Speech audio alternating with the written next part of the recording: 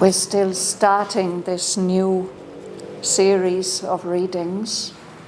I think 2 weeks ago we had a look at the author's note, and last week somehow we got a narration of the whole story. But now we'll go back to Canto 1, the symbol dawn.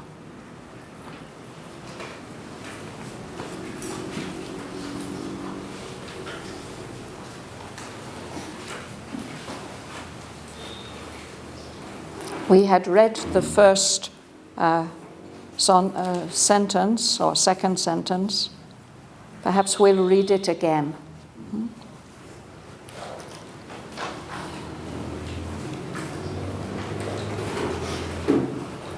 Let's start with you. You will not read? Hmm? You will not read. I should read.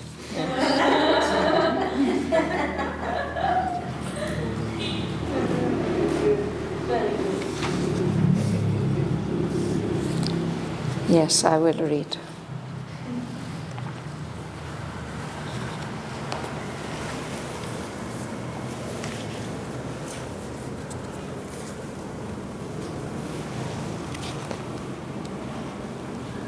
So this is Book 1, the Book of Beginnings.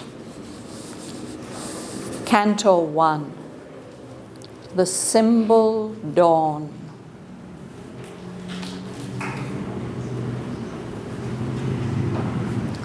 It was the hour before the gods awake.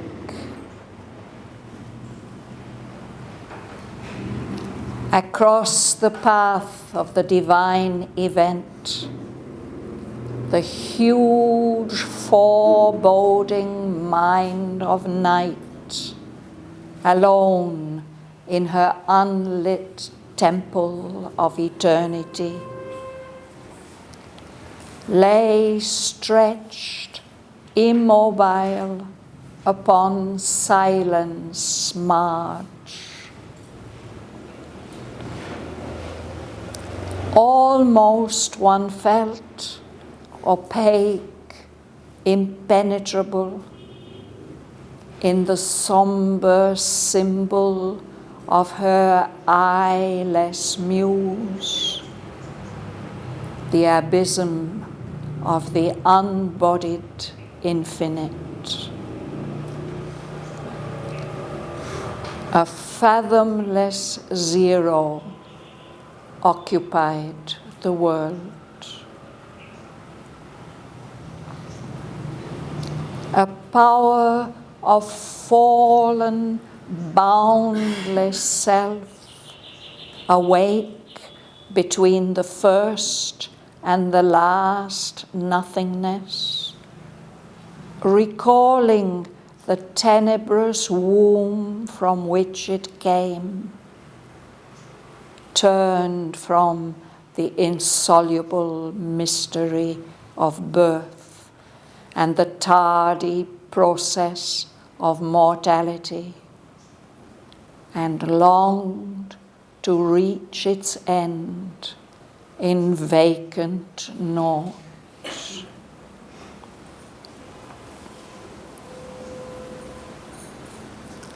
As in a dark beginning of all things, a mute, featureless semblance of the unknown, repeating forever the unconscious act, prolonging forever the unseeing will, cradled the cosmic drowse of ignorant force, whose moved creative slumber kindles the suns and carries our lives in its somnambulist whirl.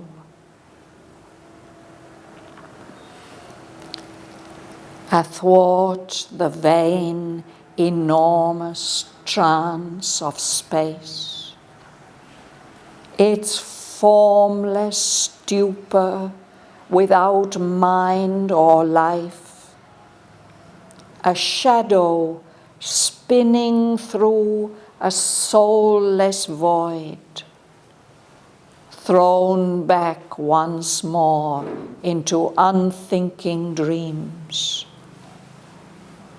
Earth wheeled, abandoned in the hollow gulfs, forgetful of her spirit and her fate. The impassive skies were neutral, empty, still.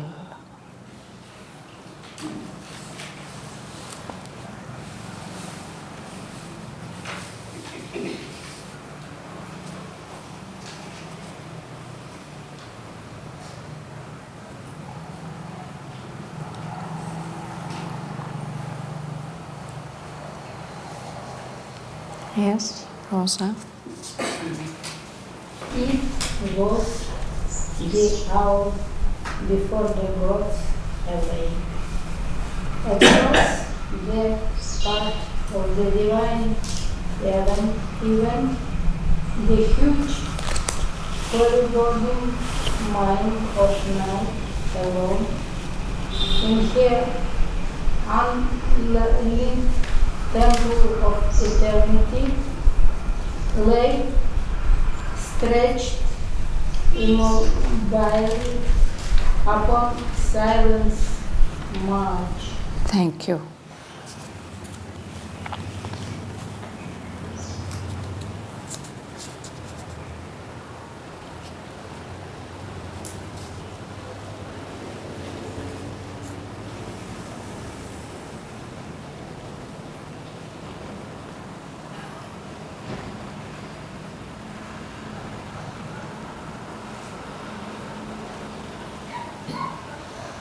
There's only a couple of difficult words in this passage. No?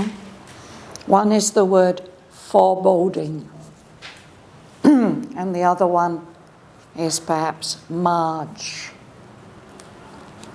Anybody can volunteer an explanation of what foreboding means?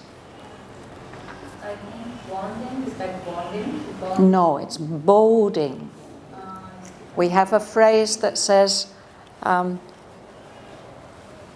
something bodes ill, something happens, and it seems to imply that some disaster is coming. There's the word ominous, threatening. No? But foreboding doesn't mean threatening. It means that something or somebody feels threatened.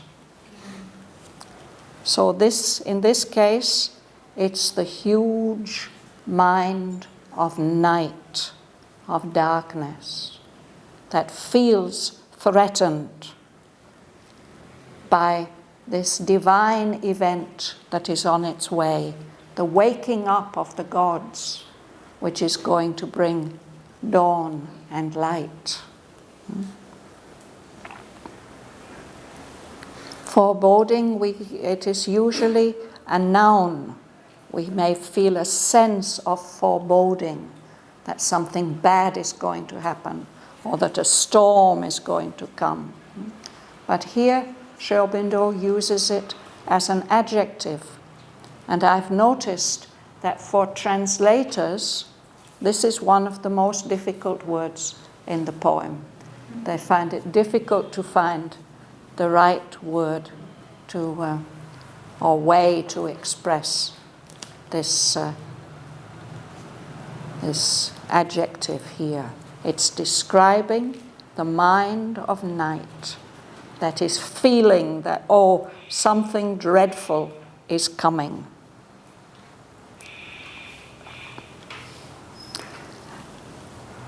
And this mind of night, or this night, is alone in her unlit temple of eternity. This whole passage, we will see again and again, there comes the image of a temple, an Indian temple. At night, the gods are put to sleep, and the temple is closed. But this mind of night is as if lying across the threshold to the temple. And she's blocking the way to this waking up of the gods. There she is, stretched out, immobile, not moving, on the edge of silence. It's like the threshold to the temple of eternity, that temple which is dark and still because the gods have not yet woken up.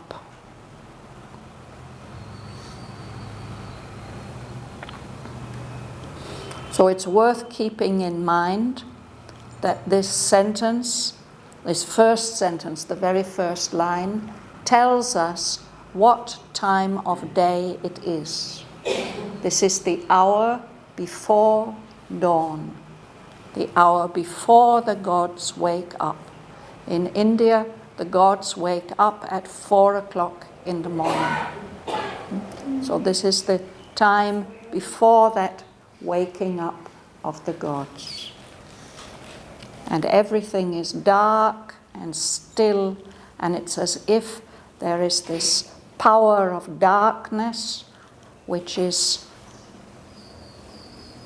feeling the approach of the divine event, but wanting to stop it, to prevent it. Would you read?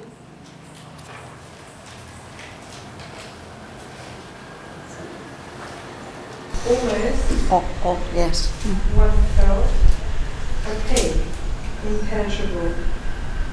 In the somber symbol of her eyeless muse, the abysm of the unbodied incident, a fathomless zero occupying the world. Yes. Sri Aurobindo doesn't say it is like this, it's almost like this. One feels almost the abysm, the deep darkness of the unbodied infinite, the infinite which has not manifested itself in any form, the infinite unbodied. And abysm, of course, it's the very deepest part of the sea where no sun reaches. So in this hour before the gods awake, the darkness feels like that, almost like that. Opaque, something that's opaque, you can't see through it. It's cloudy, one can't see clearly. This is opaque and impenetrable. You can't find out what is in that darkness. So that muse of the foreboding mind of night, it is eyeless, it is blind, it can't see. And Sri Aurobindo says that kind of trance of this foreboding mind of night is a symbol, a dark symbol, a somber symbol. So in that symbol we can almost feel that infinite state of darkness before there is any manifestation.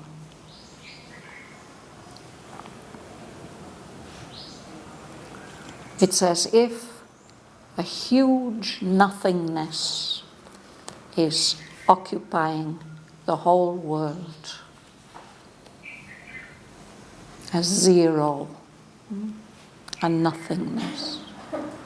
But this zero is immensely deep. A fathom is the measurement that we use.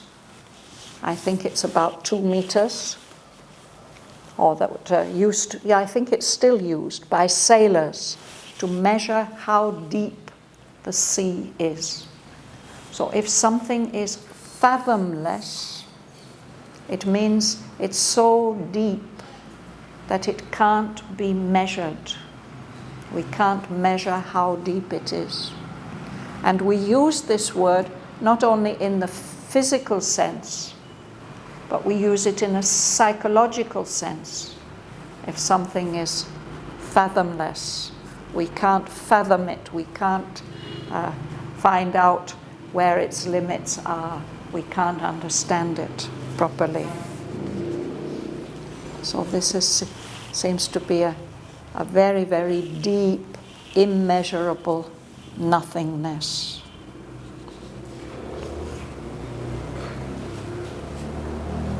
Martin? Sorry, you've got a question, Sivan?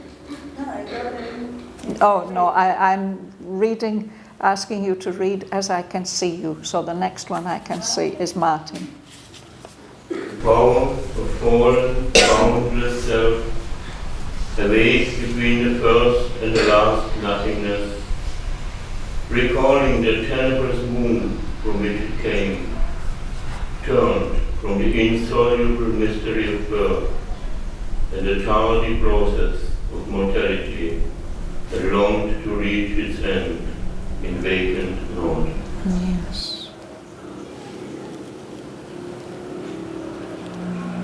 So there's some kind of being there. Perhaps this night, this power of night. And Sri Aurobindo says this power is a power of self. It is a being, but it's a power of fallen self. It has fallen from its original consciousness. But it's a self which is boundless. It has no limits, like this unbodied infinite.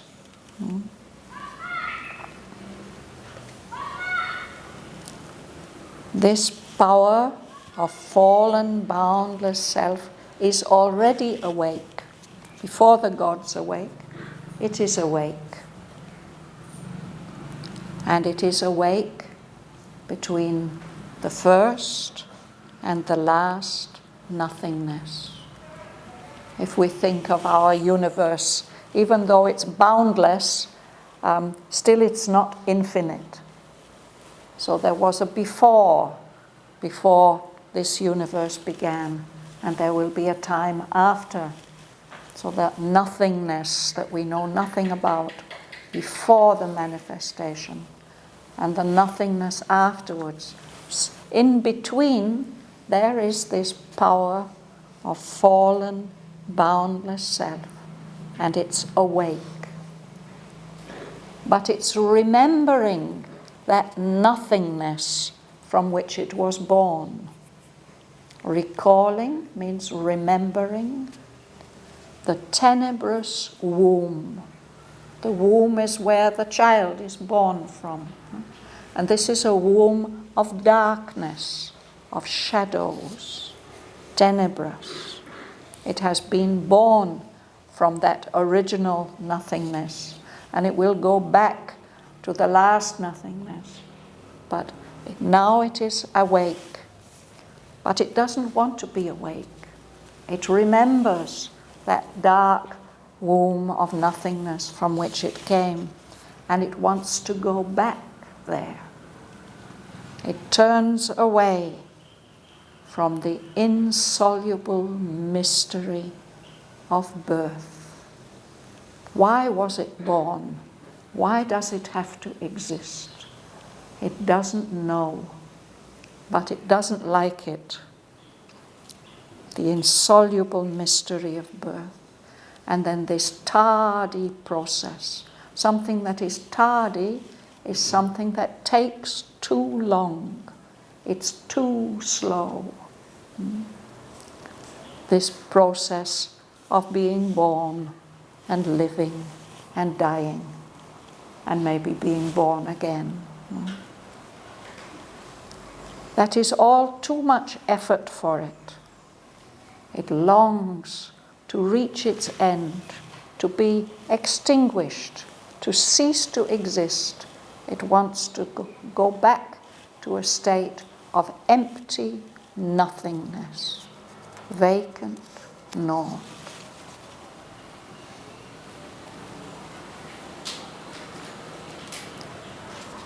This is not the nirvana state, no? Sorry?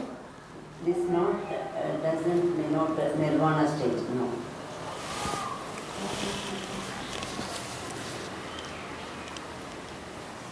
Perhaps for some people that's how they think of nirvana.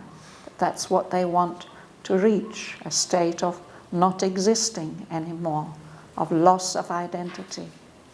You can also say it's a kind of death wish, but in a much less absolute way. We all experience it sometimes, I think, when we have been deep asleep and we start to wake up and we think, oh, have I got to face another day? Have I got to face the insoluble mystery of life, and this tardy process of being born, of life. And we want to go back to sleep again. It's something like that. And there's this foreboding that, oh, now I'm going to have to wake up. Everything's going to wake up. We're going to have to face this whole process again. Wouldn't it be nice if we could just sink back into total, comfortable unconsciousness?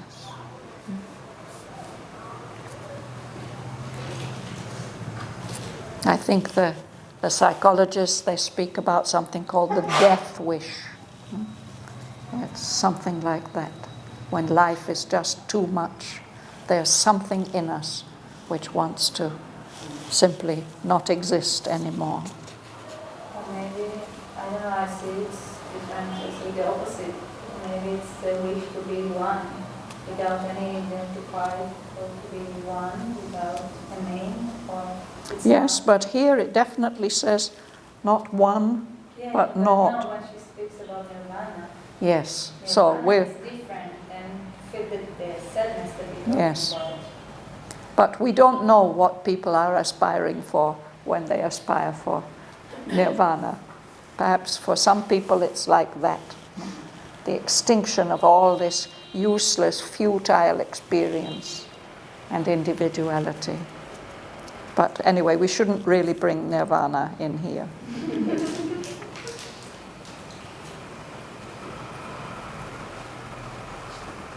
Is it your turn to read, Shraddhavan? I think so, yes. Please, yes, would you read? And use featureless semblance of the unknown, as in a dark beginning of all things, and use featureless semblance of the unknown, repeating forever the unconsciousness,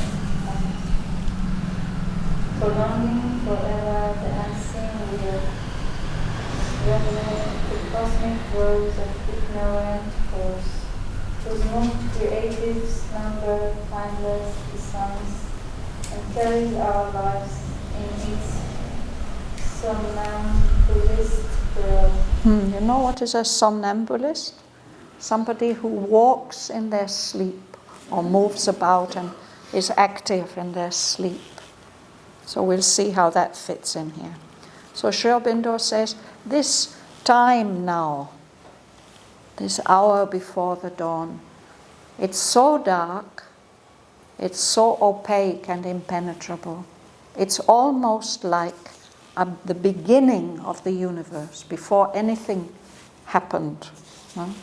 as in a dark beginning of all things. There's something which is repeating an unconscious action over and over again. Some automatic movement that's going on, being repeated. And that repeated unconscious action is prolonging, continuing forever. There seems to be no end to it. To some unseeing will, some blind will that has set that motion in movement and hasn't stopped it. No? So this, he says, is something which seems to be like the unknown. It seems to be a semblance of the unknown with a capital U. So in spiritual terms, this means some aspect of reality that can never be grasped or understood by us. Or at least by our minds. So there's that semblance of the unknown. It is silent, mute. It doesn't speak or express itself. And it doesn't have any features. We can't distinguish any qualities or forms in it. In that darkness, which is like the darkness before anything existed, something is going on. There is a movement. So it's as if that mute, featureless semblance of the unknown is perhaps the womb from which the mind of night was born. Here it's described as a mother cradling, holding in her arms the cosmic drowse of ignorant force. Drowse is a sleepy state where you're not really conscious. No? It's as if the whole universe is in this sleepy state. And what is the universe? It's a mass of ignorant force, of energy that doesn't know anything clearly. But that ignorant force, which is being cradled there, although it's asleep, its slumber, its sleep, is creative. Something is moving its sleep, and that something in that sleep kindles the suns.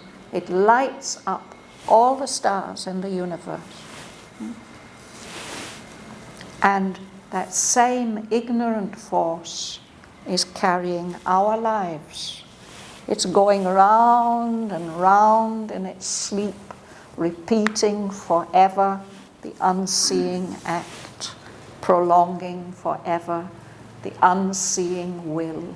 It's an ignorant force, but it's carrying everything in the universe with it, and it is carrying us too, our lives.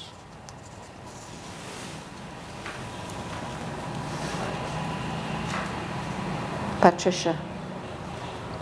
Athwart the vain, enormous trance of space, its formless stupor without mind or life, a shadow spinning through a soulless void,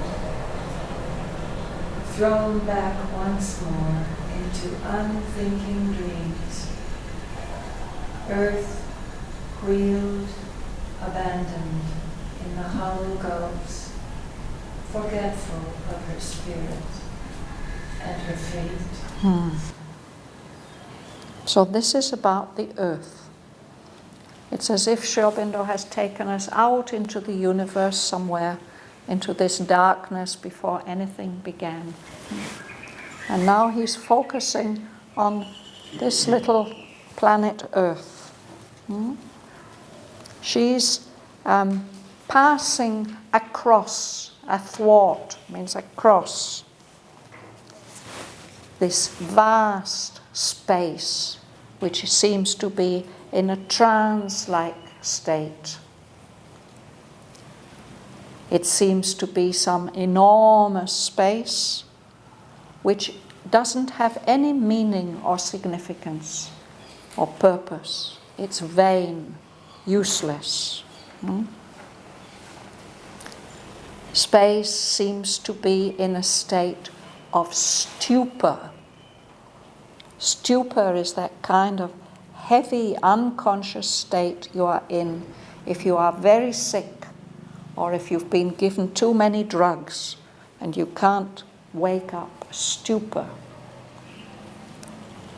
So this formless stupor of space, which has no mind in it, no life in it.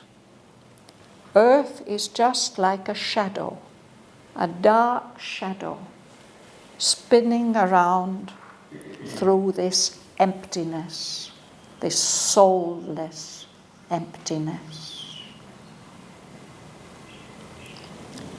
She's been, he says, thrown back once more into unthinking dreams.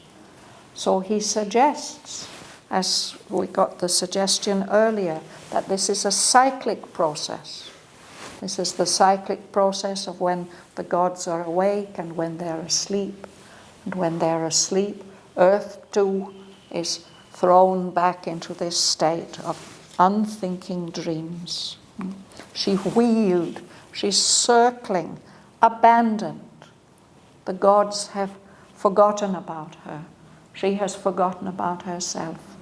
There's nothing and no one to help and protect her. There she is, just wheeling around in these vast empty spaces, these gulfs of space that are hollow, empty. They have nothing in them. And Earth has forgotten of her spirit, her inner truth and consciousness. And she's forgotten about her fate, her destiny.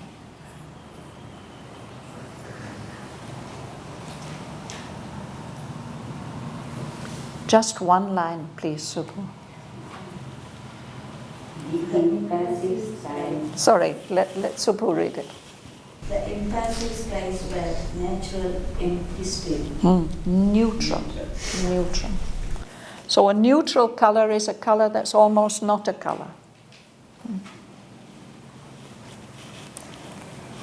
What have we got? Maybe Samadarshan's shirt is a kind of neutral color, off-white. But I think this neutral is a kind of dark grey. Empty. Still. When we think of Earth, Earth immediately makes us think of sky. But the skies are empty. There's no color in them. Nothing is moving. He says the skies are impassive. They don't care. They are indifferent. They don't care about the earth. She's been abandoned. The skies, the heavens, no.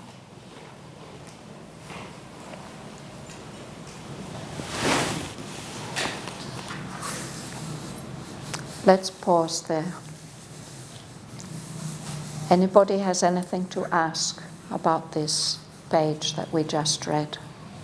Yeah, Shraddhavan, I want to tell you about 17, a new futureless semblance of the unknown. Unknown is a level, is a high level for me. We could say It's a state of existence which is beyond the reach of our knowledge.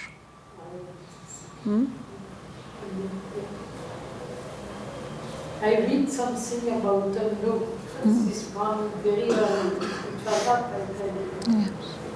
So, Of course, the unknown needn't be unknowable, but perhaps here he's speaking about that unknown state or reality which we don't know anything about. Yeah. so I will yeah, okay. He's saying a semblance of the unknown. Yes. Yes. So this whole passage is a kind of simile. He doesn't say it is this. He keeps saying it is like this. Almost one felt. No? This is as if, no? As in a dark beginning of things. So that impenetrable, opaque darkness before the dawn is something like, it is a somber symbol of the state before anything existed. But it isn't actually that, it's only like that. It's only an image of that.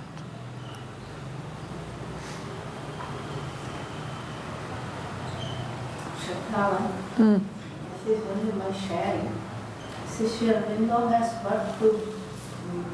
but to bring down the mind of light Yes, to the earth. yes.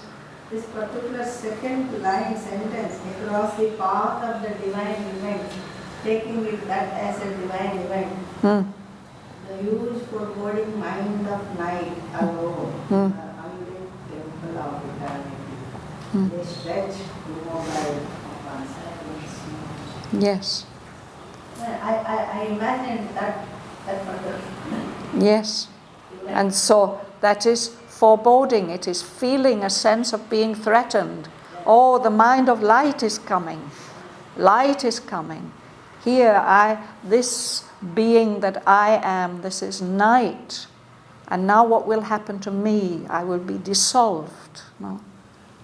And I don't want that light. So there's this kind of resistance and wishing to go back into a state of complete darkness, that womb where it will be safe. No?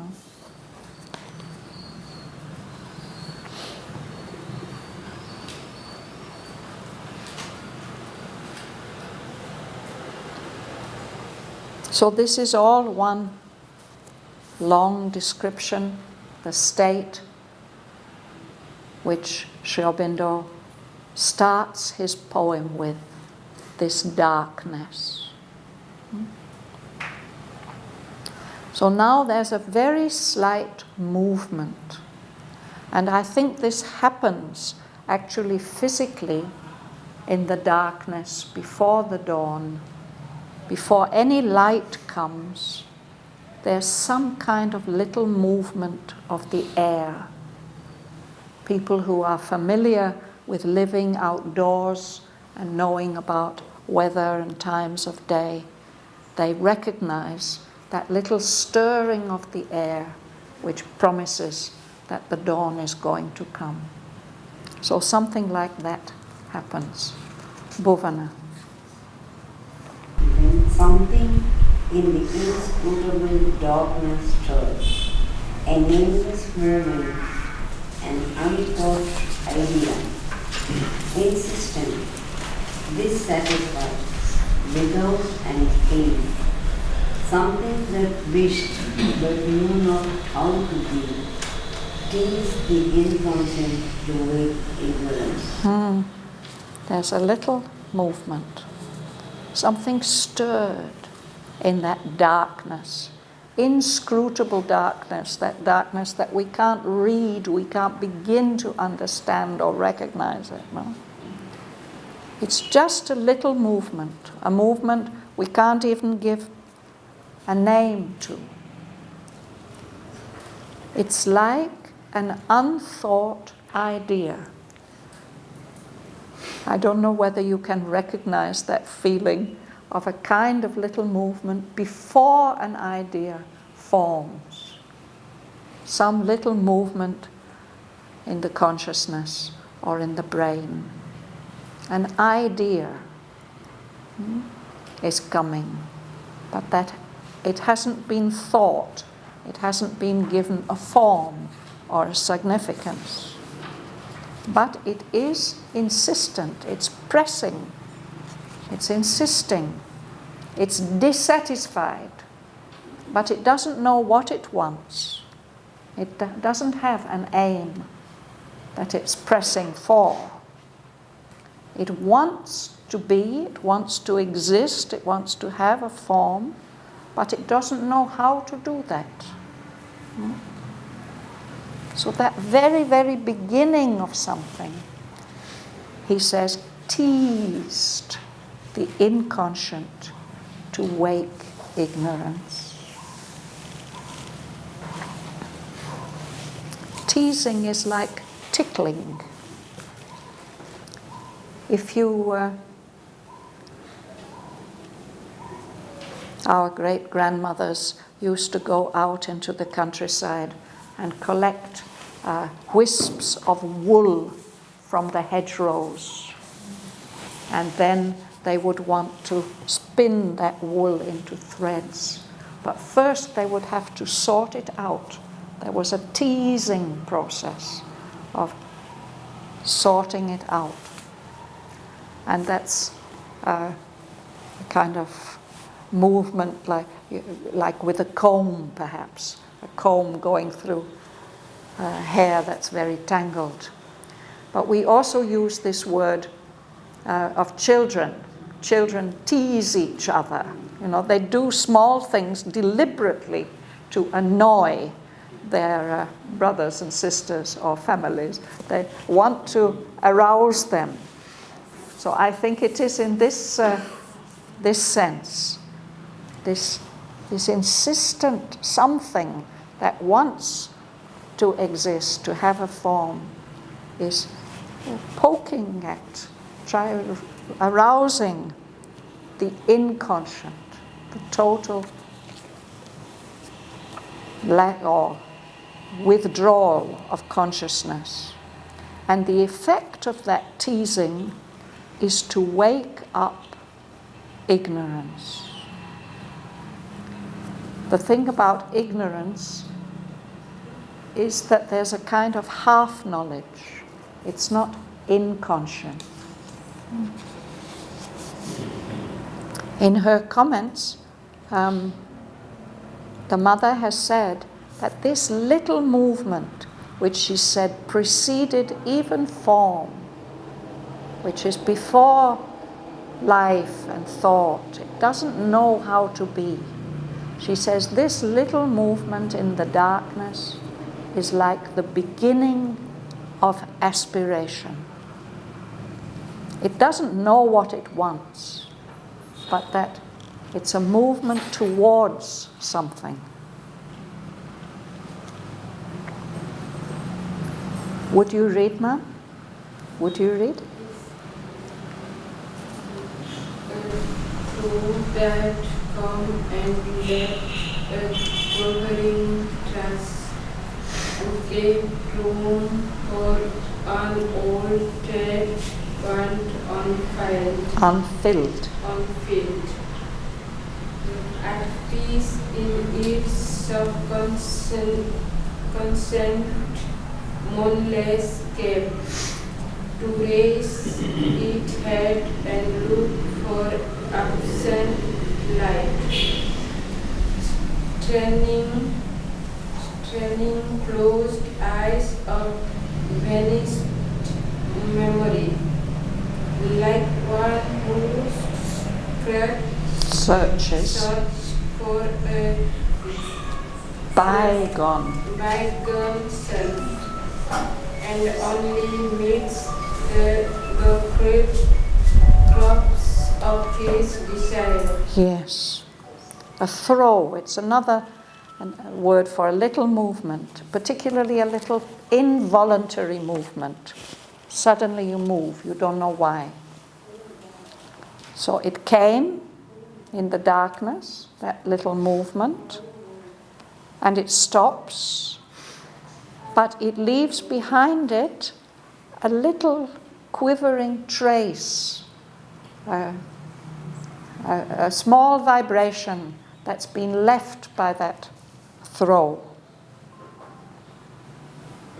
And that quivering trace, it's as if it opens up something in the darkness to give some space, some room for something to be felt, something that's been there forgotten, an old, tired want, a desire, an unfilled desire, an unfulfilled desire that's been lying there asleep, at peace in this dark cave of the subconscious, a cave with no light, no moon, nothing, no?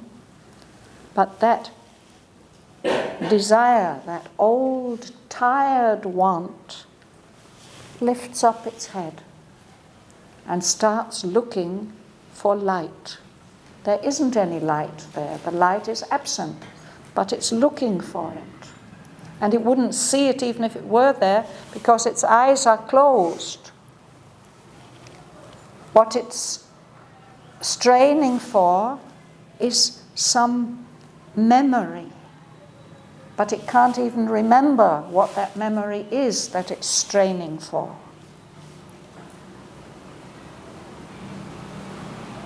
It's like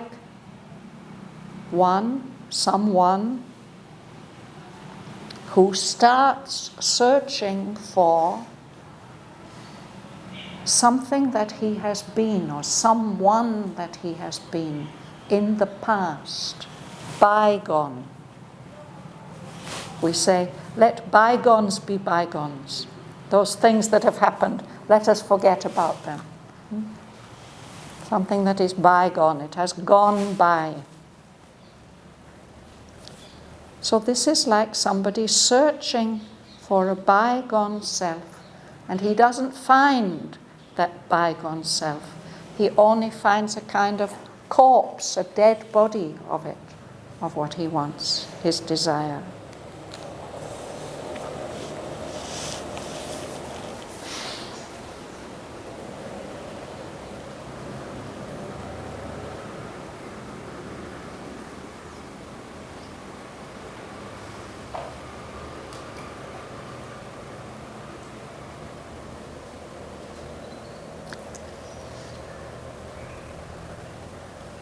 I think this passage, it continues for another 5 pages, is something absolutely unique in literature. It carries within itself, packed within it, so many different layers of meaning and suggestion. The most obvious meaning is this darkest hour before the dawn, and it's going to give way, light will come. But it's a symbol dawn. This is not only about the physical dawn, it is about the physical dawn, but it's also about every possible kind of psychological dawn. If we've been unconscious and some consciousness begins to wake up in us. Or, what is very interesting about this last sentence that we read, maybe it's what it is like for a soul that has gone through the death process and is in that state of internatal sleep, which Sri Aurobindo describes later in the poem, in the world soul, where the beings who once wore bodies on earth, they are in a deep sleep. And in their sleep, they are assimilating what has happened in their past lives, and they are preparing what they will choose to do in the next life. Excuse me.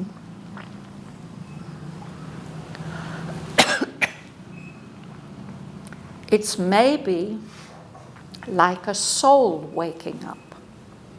It's been in a state of complete darkness, abandoned.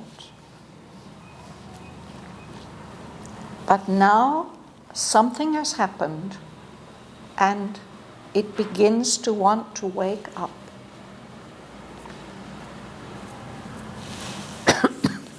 And so there's vanished memory. It doesn't remember what it has been in the past. But somehow there's this feeling that there must be a memory somewhere, if only I could remember. But Shraddhavan is a memory from the past or present? Well, I don't want to say that, because these are only suggestions. But there are so many layers of suggestions in this passage that I think we can read it over and over again, and each time it might have a different meaning for us. So now what we do, we just look at the meanings of the words and the structures of the sentences. But there's so much more here, the suggestions, the sound suggestions, the images, that this can be really a very deep meditation, and perhaps for each person the experience that meditation brings will be a different experience. Or even to one person at different times it can bring a different experience. It's something unique in poetry. But it's very interesting from my small experience. Closed eyes, for example, I am in my bathroom and suddenly my eyes close very, very, very deep. But I don't remember anything. Nothing. And it's not only in the bathroom, but sometimes stop and eyes is no, it just is. For that I have this question. But Kiribati tell me 2013, now your karma is finished, but the memory. Some don't memory. tell me the past or the present, but So I think we will stop there for today. Here, after 1922, when we started talking about earth, across the vein in Namas, no? Yes. This is about earth. This is about Earth, yeah. Earth. And then this darkness is connected with that, with earth. And then the stirring is come inside the earth. Is it so?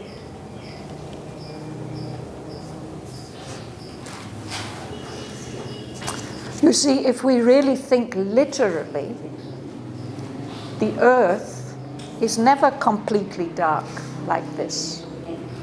One side is always full of light. Yeah? So a disciple has written to Sri Aurobindo like that. No? And Sri Aurobindo said, come, try to see what I am doing.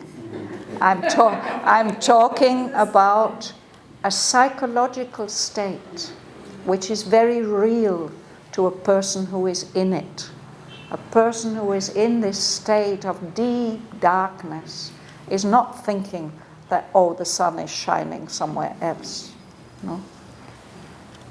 But even a person who is in such a deep, dark state may experience a tiny little movement of encouraging or of aspiration to wake up and to recover something he doesn't even know what it is. The memory has vanished. So this is a psychological experience. And we can maybe, well, it depends on ourselves and where we are at the moment.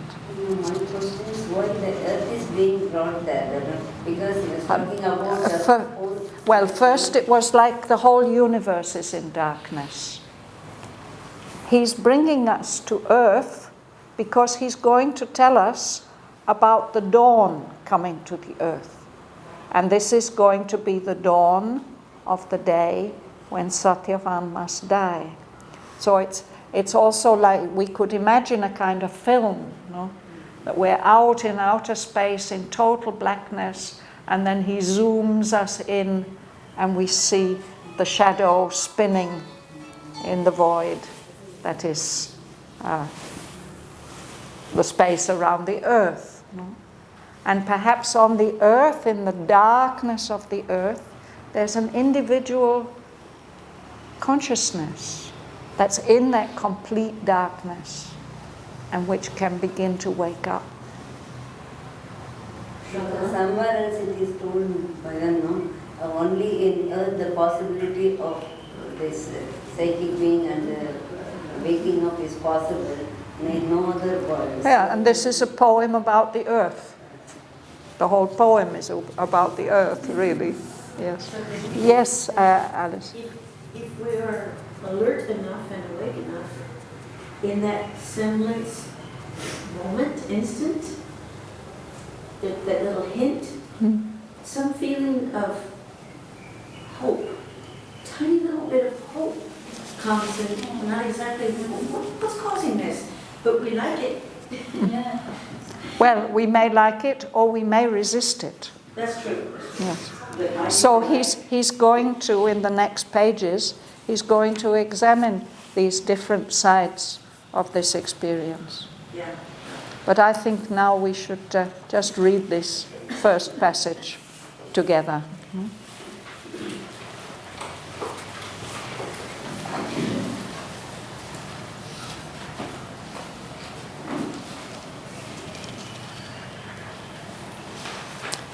It was the hour before the gods awake.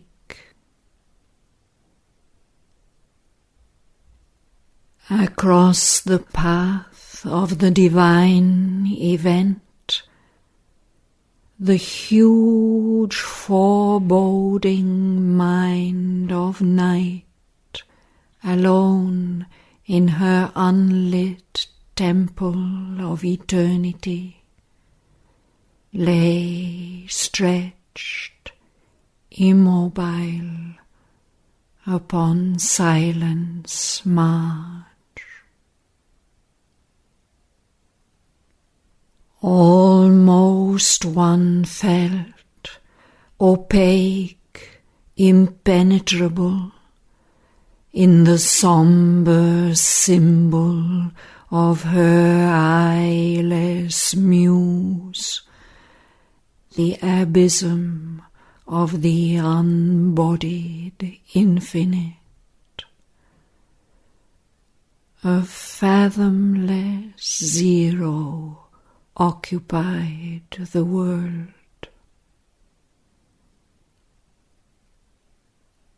A power of fallen, boundless self, awake between the first and the last nothingness, recalling the tenebrous womb from which it came, turned from the insoluble mystery of birth and the tardy process of mortality, and longed to reach its end in vacant naught.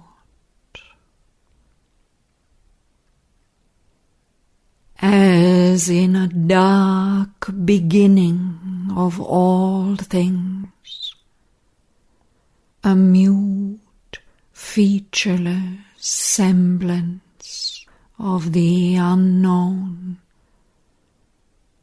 repeating forever the unconscious act, prolonging forever the unseeing will, cradled the cosmic drowse of ignorant force, whose moved creative slumber kindles the suns and carries our lives in its somnambulist whirl.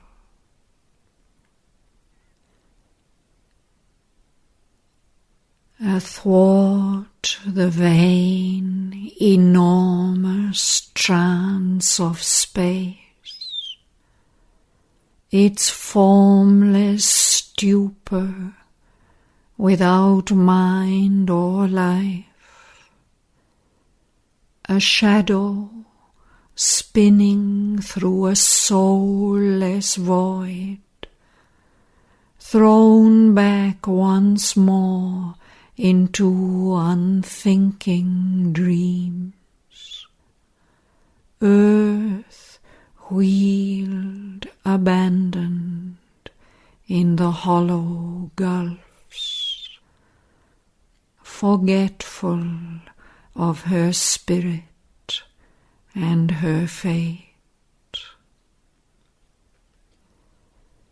The impassive skies were neutral, empty, still. Then something in the inscrutable darkness stirred, a nameless movement, an unthought idea,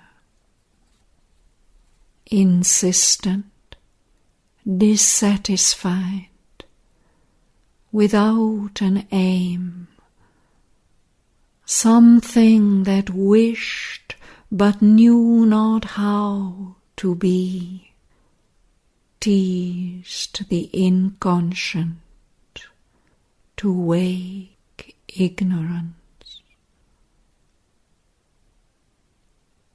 A throe that came and left a quivering trace, gave room for an old, tired want unfilled, at peace in its subconscient moonless cave,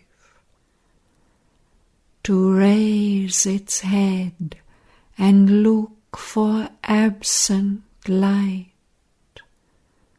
straining closed eyes of vanished memory, like one who searches for a bygone self and only meets the corpse of his desire.